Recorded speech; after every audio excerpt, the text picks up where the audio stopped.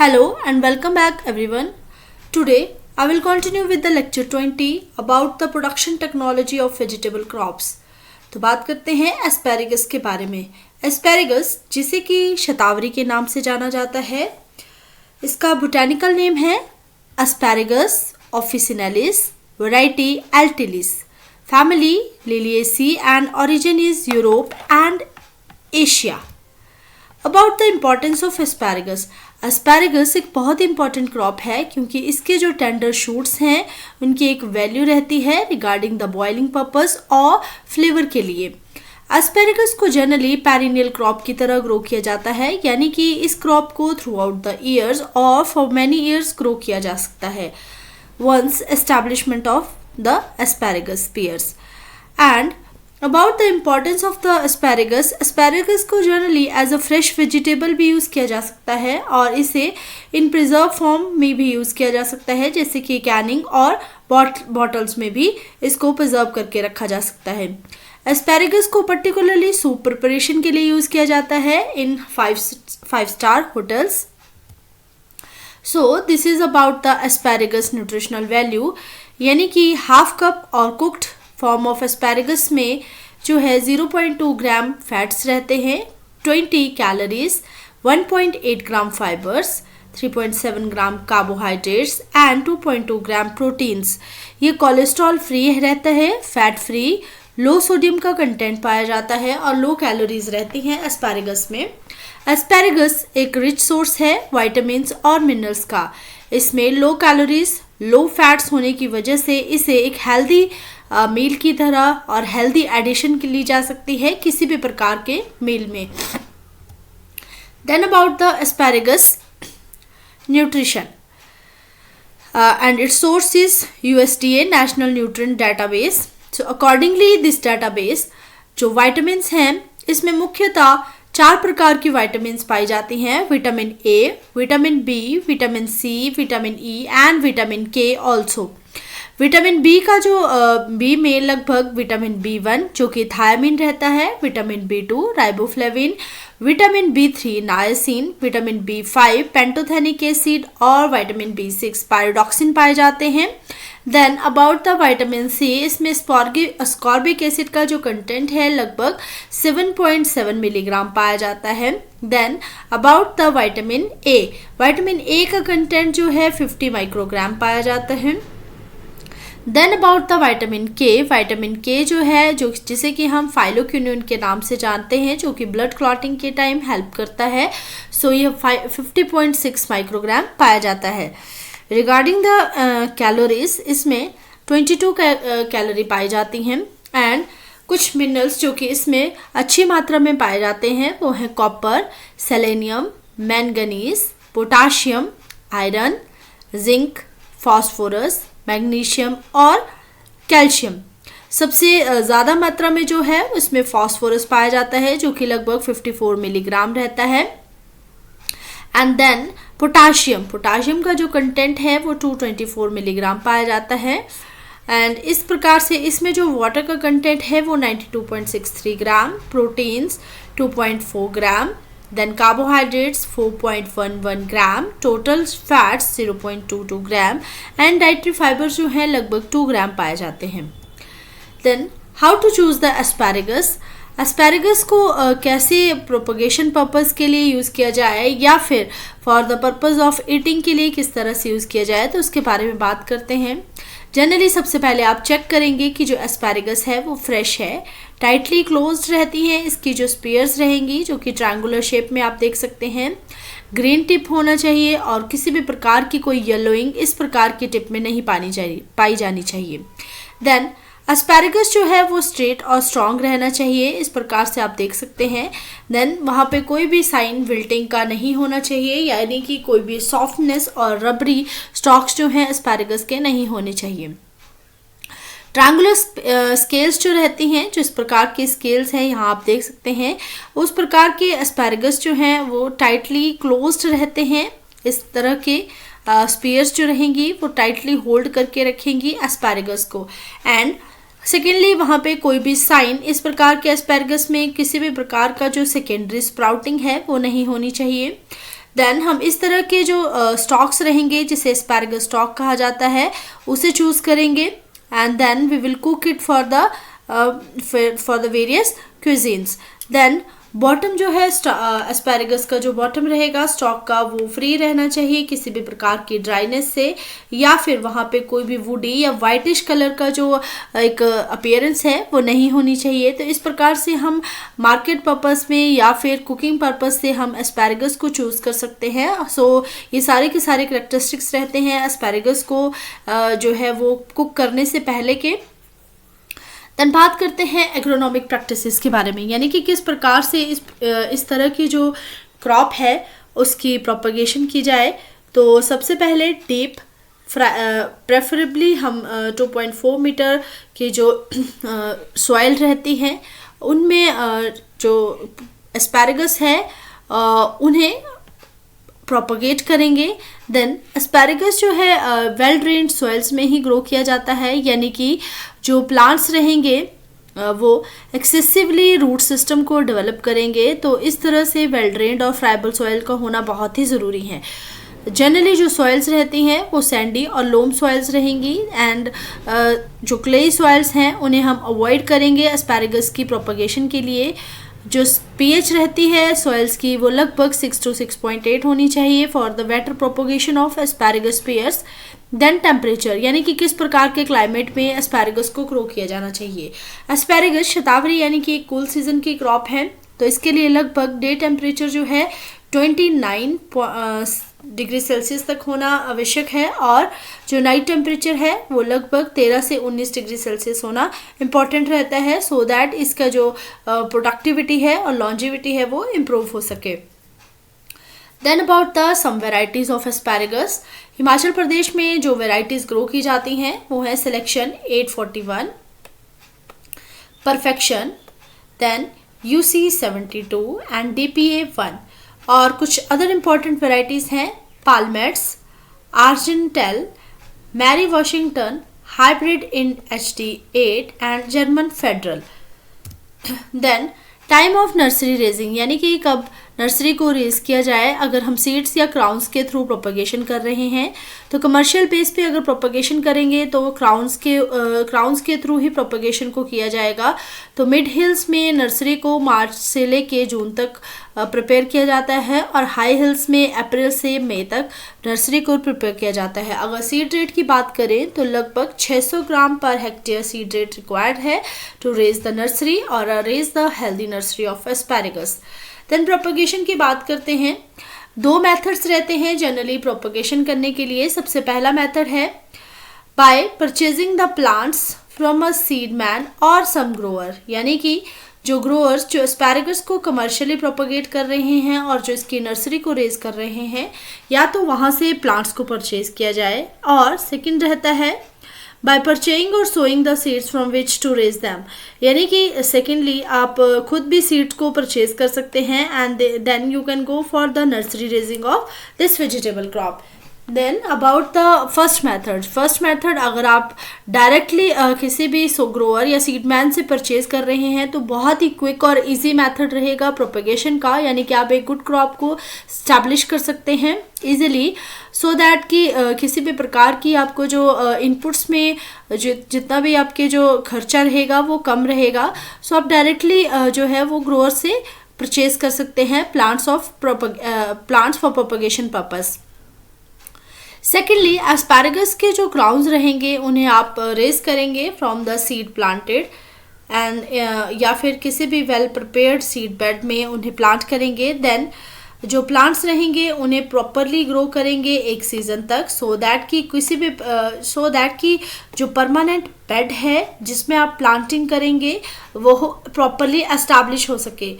After 1 year जब आपका हो जाएगा, जैसे कि जो शूट्स हैं वो डेवलप होना स्टार्ट हो जाएगी और एस्पैरागस जो है प्रोड्यूस करेगा लार्ज स्पीयर्स को, तो उस तरह की क्रॉप को आप कमर्शियली ले सकते हैं और एक मार्केट में भी उस तरह की क्रॉप की ज़्यादा से ज़्यादा डिमांड रहेगी, यानी कि वो एक प्रॉफिटेबल क्रॉप रहेगी जो कि लॉन्गर पीरियड के लिए रन करेगी। Then about the time of planting in Indian conditions, mid hills में बात करते हैं तो जनवरी में इसकी प्रोपगेशन की जाएगी और हाई हिल्स में मार्च से लेके अप्रैल तक। Then about the depth of planting, यानी कि किस डेप्थ पे प्लांटिंग की जाए, तो लगभग 20 से 30 सेंटीमीटर की डेप्थ पे प्लांटिंग की जाती है एस्पैरेगस की, और जो डेंसिटी रहेगी वो लगभग 30,000 प्लांट्स पर हेक्टेयर के अकॉर्डिंगली प्लांट किए जाएंगे।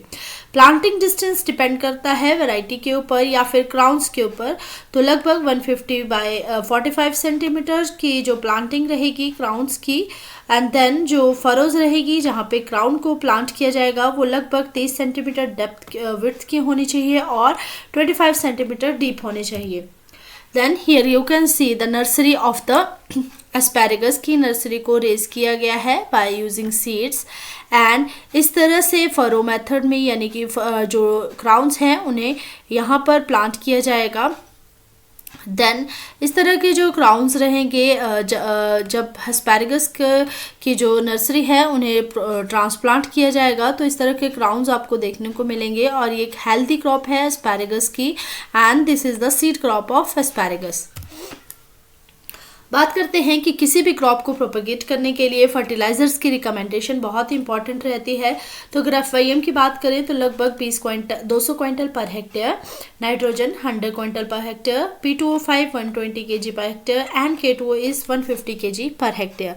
तो हाफ जो FIM की डोज रहेगी और हाफ NPK की जो डोजेज रहेंगी उन्हें स्प्रिंग सीजन में अप्लाई करेंगे, सो दैट कि प्लांट की ग्रोथ होने से पहले इस तरह के फर्टिलाइजर्स को अप्लाई किया जाए।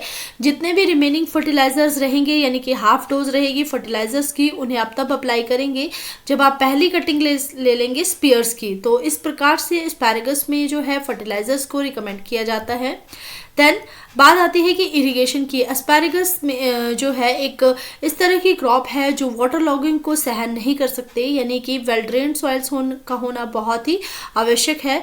तो एस्पैरेगस को इरिगेट करने के लिए जनरली जो है वो पर वीक पे के अकॉर्डिंगली एस्पैरेगस को इरिगेट किया जाएगा, यानी कि 25 मिलीमीटर वाटर की रिक्वायरमेंट रहती है per week according to the fern growth, जिसे कि हम एक फर्न के नाम से भी जानते हैं एस्पैरेगस को। देन वीड कंट्रोल, जनरली इसमें ग्रास और पेरेनियल वीड्स पाए जाते हैं, तो उन्हें कंट्रोल करने के लिए पैराक्वेट जो कि लगभग 2 to 3 kg पर एक्टिव इंग्रेडिएंट पर हेक्टेयर के अकॉर्डिंगली लिया जाएगा। Then 2,4-D at the rate of 2 kg active ingredient per hectare after the harvest of the spears. Then glyphosate का भी यूज़ कर सकते हैं at the rate of 2 litre per hectare, so that कि emergence of spears से पहले ही जो weed है उन्हें कंट्रोल किया जाए। Then about the blanching, blanching एक बहुत ही इम्पॉर्टेंट ऑपरेशन है जिसमें कि जो सॉइल है, सॉइल यानी कि जो एस्पैरेगस के बेड्स हैं वहाँ पे मान लीजिए this is the bed of asparagus और यहाँ पे एस्पैरेगस जो है वो ग्रो किया गया है। देन हम सॉइल को माउंट अप कर देंगे इस तरह से एस्पैरेगस के स्पीयर्स के ऊपर, सो दैट कि उनमें किसी भी प्रकार की जो येलोइंग है ना हो, और मार्केट पर्पस से ये एस्पैरेगस जो है बेटर रहे, सेल पर्पस से भी। देन उसके बाद डिस्क हैरोइंग या फिर हिलिंग एक प्रैक्टिस रहती है जिससे हम ब्लांचिंग कर सकते हैं एस्पैरेगस की। देन बहुत ही कॉमन प्रैक्टिस है सो दैट कि ग्रीन एस्पैरेगस को अपेयर किया जा सके फॉर द फ्रेश मार्केट, तो इसके लिए माउंट अप कर देंगे सॉइल को सो दैट इसकी जो ब्लीचिंग है वो ना हो सके फॉर कैनिंग पर्पस। तो यहाँ पे आप देख सकते हैं ब्लांचिंग एक अनदर इम्पॉर्टेंट प्रैक्टिस रहती है for the post harvest practice of asparagus. Then about the market and harvesting, यानी कि जैसे ही आप नॉर्मली हार्वेस्ट कर लेंगे एस्पैरेगस के स्पीयर्स को आफ्टर द 8 वीक, तो आप किस तरह से उन्हें हार्वेस्ट करेंगे। तो हार्वेस्टिंग करने के लिए सबसे पहला इंपॉर्टेंट क्राइटेरिया रहता है कि कब उसकी प्लांटिंग की गई है और कितने टाइम में वो जो है वो स्पीयर्स के लिए या कटिंग देने के लिए तैयार है। तो हार्वेस्ट करेंगे जनरली स्पीयर्स को हम तीसरे साल में, यानी कि ग्रोथ के 3rd ईयर बाद जो है वो एस्पैरेगस की स्पीयर्स को अच्छे से हार्वेस्ट किया जा सकता है। After 7 to 8 years of planting, यानी कि 7 से 8 साल की जब एक फुली डेवलप एस्पैरेगस की क्रॉप है तो वहाँ पर लगभग 40 से 50 क्विंटल एस्पैरेगस के सीड्स को प्रिपेयर किया जा सकता है। देन स्पीयर्स की जो लेंथ है वो लगभग 8 से 10 इंच रहनी चाहिए। यानी कि जब भी आप कट करें स्पीयर्स को तो वो टाइटली क्लोज्ड हैं और रहें, उनकी जो ट्रायंगुलर शेप है स्पीयर्स की वो डिस्टर्ब ना हो और वो टाइटली होल्ड करें जो स्टेम रहती है एस्पैरेगस की। जैसे ही स्पेयर्स को हार्वेस्ट कर लिया है तो उन्हें कूलिंग करने की आवश्यकता पड़ती है, यानी कि प्री कूलिंग, जो कि एक इम्पॉर्टेंट प्रैक्टिस रहती है वेजिटेबल के केस में। तो प्री कूलिंग जनरली आप अप्लाई करेंगे एट द टेम्परेचर ऑफ लगभग 0 से 2 डिग्री सेल्सियस के ऊपर। देन कूलिंग से होगा क्या कि जितना भी शुगर का कंटेंट रहेगा या जो फाइबर कंटेंट है वो जो है प्रिजर्व होके रहेगा, सो दैट की क्वालिटी को जो है वो इम्प्रूव किया जा सके एस्पैरेगस के स्पीयर्स की। देन हार्वेस्टिंग करने के बाद स्पीयर्स की प्रॉपरली ग्रेडिंग की जाएगी एंड देन प्रॉपर साइज के अकॉर्डिंगली इनकी ग्रेडिंग की जाएगी एंड देन बंचिंग, यानी कि एक प्रकार के बंचेस की प्रिपरेशन की जाएगी सो दैट कि ग्रेड्स के अकॉर्डिंगली जब भी आप उनको साइज को या फिर हार्वेस्टेड स्पीयर्स को बंच में प्रिपेयर करें तो उनकी फ्रेशनेस, लेंथ और डायमीटर को भी देखा जाए, जिसके अकॉर्डिंगली आप colour of spears, tightness of spear और एक्सटेंट ऑफ ब्रूशिंग को भी अवॉइड कर सकते हैं। देन लार्ज डायमीटर के जो स्पीयर्स रहते हैं जनरली उन्हें हार्वेस्ट किया जाता है, उन्हें ही एक साइज में प्रिपेयर करके क्वालिटी के अकॉर्डिंगली मार्केट तक पहुंचाया जाता है। एस्पैरेगस जो कि एक बहुत ही पैरिशेबल क्रॉप है तो स्टोरेज को जनरली रिकमेंड नहीं किया जाता एस्पैरेगस के केस में, बट अगर मार्केट की डिमांड के कंडीशंस को देखा जाए तो एस्पैरेगस के स्पीयर्स को 2 से 3 वीक तक स्टोर करके रख सकते हैं at a temperature of 0 to 2 degree Celsius temperature along with the relative humidity of 95%. Then here you can see the bunches of asparagus of equal length or equal grade are packed. Then about the diseases and insect pest, यानी कि इसमें मुख्यतः asparagus में asparagus rust, fusarium root rot, fusarium crown rot और phytophthora spear blight, spear rot की problems रहती हैं। Another important diseases हैं बॉट्राइटिस ब्लाइट और वायरस। बॉट्राइटिस ब्लाइट जो है जनरली स्टोरेज के कंडीशंस में देखने को पाई जाती है। देन एस्पैरेगस की जो रस्ट है उसे कंट्रोल करने के लिए टॉलरेंट कल्टीवार को यूज़ किया जा सकता है, प्रॉपर मैनेजमेंट प्रैक्टिसेस को फॉलो करें। देन क्लीन कटिंग और बर्निंग ऑफ ओल्ड केन्स जो है वो इम्पॉर्टेंट रहता है, यानी कि हर साल जो है प्रॉपरली कटिंग की जाए। देन यूज़ ऑफ फंजीसाइड्स, यानी कि जीनब जैसे फंजीसाइड्स का उपयोग किया जाता है जितने भी फर्न से रिलेटेड जो है वो प्लांट्स रहते हैं सो दैट उनकी ग्रोथ को रिज्यूम किया जा सके after the harvesting. Then about the fusarium crown and root rot, उसे किस तरह से कंट्रोल किया जाए जो कि क्राउन और रूट को रॉट करती है, तो इसके लिए विगरस और कुछ टॉलरेंट कल्टीवार को सेलेक्ट किया जाएगा। देन जितने भी जो क्राउन या फिर सीड से प्रोपगेशन अगर हम कर रहे हैं उन्हें हम ट्रीट करेंगे किसी स्टरलाइज्ड मीडियम में। देन जितनी भी फील्ड प्रिपरेशन होगी, यानी कि जो पहले की प्रिपेयर्ड फील्ड होंगी उन्हें यूज़ नहीं किया जाएगा for the propagation of the asparagus. Then use of fungicides और किसी भी प्रकार के ड्राउट, पुअर ड्रेनेज और पुअर फर्टिलिटी जैसे स्ट्रेस कंडीशंस को अवॉइड किया जाएगा सो दैट फ्यूजेरियम क्राउन और रूट रॉट की प्रॉब्लम्स जो हैं एस्पैरेगस में ना हो सके। यहाँ पे आप देख सकते हैं ये जो पहली पिक्चर है ये एस्पैरेगस रस्ट की पिक्चर है। Then this is the crown rot of asparagus जिसे कि रूट रॉट भी कहा जाता है। देन ये एस्पैरेगस बीटल है जो कि एक इम्पॉर्टेंट इंसेक्ट रहता है एस्पैरेगस में। And this is the asparagus blight and this are the some treatments that how to treat the asparagus crown और root rot. And this is the aphids of asparagus जो कि crop को पूरे की पूरी तरह से डिस्ट्रॉय कर सकते हैं। Then some insects of asparagus, asparagus जो है एक इस तरह की क्रॉप है जो कि फर्न लाइक कंडीशंस, फर्न की तरह जो है वो एक विजुअलिटी देती है। तो इस तरह की क्रॉप में एस्पैरेगस में बीटल, प्लांट बग और अल्फा प्लांट बग्स जो हैं एंड देन माइनर्स, एफिड्स और कुछ सॉइल बॉर्न लार्वे जो हैं अटैक कर सकते हैं। तो एस्पैरेगस बीटल को कंट्रोल करने के लिए सबसे पहले क्लीन बेड कल्टीवेशन यूज़ किया जाए और जितने भी ओवर वाटरिंग है डेब्रिस के ऊपर उसे अवॉइड किया जाए, यानी कि किसी भी प्रकार से जो वाइल्ड एस्पैरेगस है उसे नियर प्रोडक्शन एरिया से एलिमिनेट किया जाए। एंड देन कुछ इंसेक्टिसाइड्स का यूज़ किया जाए जैसे कि malathion. Then how to control the aphids, aphids को कंट्रोल करने के लिए clean bed cultivation during the cutting season, और जनरली जितने भी जो फर्स्ट सीजन में हम अवॉइड करेंगे कि जितने भी फीमेल प्लांट्स हैं वो रिप्रोड्यूस ना करें. Then use of some insecticides to control the asparagus aphids like malathion और डायएज़ोनियन. देन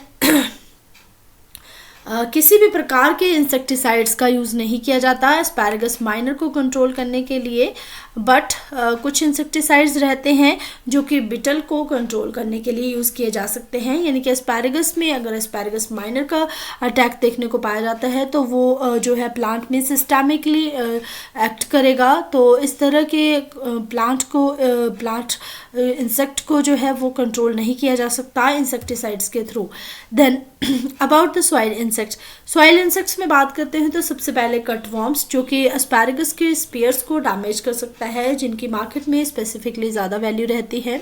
सो इस तरह के इंसेक्ट्स को कंट्रोल करने के लिए जो कि कर्लिंग और स्टंटिंग का जो है वो एक अपीयरेंस देंगे, तो उन्हें हम जनरली ड्रेंचिंग के थ्रू कंट्रोल कर सकते हैं, या फिर किसी भी प्रकार के मैलाथियन या डाइसिस्टोन जैसे इंसेक्टिसाइड्स का भी यूज़ किया जा सकता है प्लांटिंग से पहले, या फिर बेड प्रिपरेशन और प्लांट्स के एस्टैब्लिशमेंट से पहले इस तरह के इंसेक्टिसाइड्स का यूज़ किया जाए. देन अनदर तरह की जो सॉइल इंसेक्ट्स रहते हैं वो हैं ग्रब्स, वायर वॉर्म्स जो कि रूट्स ऑफ सम ग्रासेस पे फीड करते हैं. तो एस्पैरेगस के प्लांट करने से पहले जो है वो क्रॉप को कोई भी डैमेज ना हो तो सॉइल को पूरी तरह से डिसइंफेक्ट किया जाना चाहिए कुछ तरह के इंसेक्टिसाइड से जो कि वायर वॉर्म्स और ग्रब वॉर्म के लिए हार्मफुल रहते हैं. सो इस तरह से जितना भी मैंने बताया ये एक माइनर वेजिटेबल क्रॉप है, यानी कि अभी तक इस वेजिटेबल क्रॉप की इतने कमर्शियल लेवल पे कल्टीवेशन नहीं की जा रही, इसलिए हम इसे एक एक्जॉटिक और अंडर यूटिलाइज्ड वेजिटेबल भी कहते हैं.